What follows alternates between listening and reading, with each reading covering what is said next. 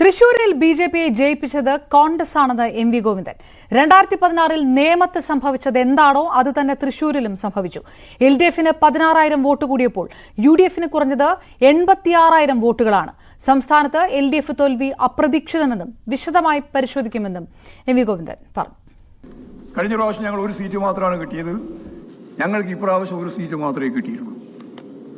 ഒരു കാര്യം ഞാൻ ഉറപ്പായിട്ട് പറയാം, ഞങ്ങളുടെ പരാജയം സംബന്ധിച്ച് ഞങ്ങൾ പ്രതീക്ഷിച്ചതല്ല, പ്രതീക്ഷിക്കാതെ പരാജയം തന്നെയാണ് ഉണ്ടായിട്ടുള്ളത്. ഞങ്ങളെ സംബന്ധിച്ച് വളരെ വിശദമായിട്ട് പരിശോധന നടത്തും, ആവശ്യമായ തിരുത്തലുകൾ വരുത്തും.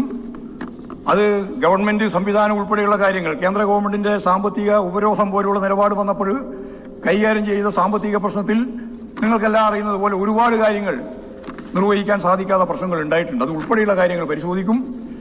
അതേപോലെ തന്നെ ഞങ്ങളുടെ സംഘടനാപരമായിട്ടുള്ള കാര്യങ്ങളും പരിശോധിക്കും. എല്ലാം പരിശോധിച്ചുകൊണ്ട് ശക്തിയായ ഒരു തിരിച്ചുവരവിന് ഇടതുപക്ഷ ജനാധിപത്യ മുന്നണിക്ക് സാധിക്കുമെന്ന കാര്യത്തിൽ നിങ്ങൾക്ക് ആർക്കും സംശയമാണ്.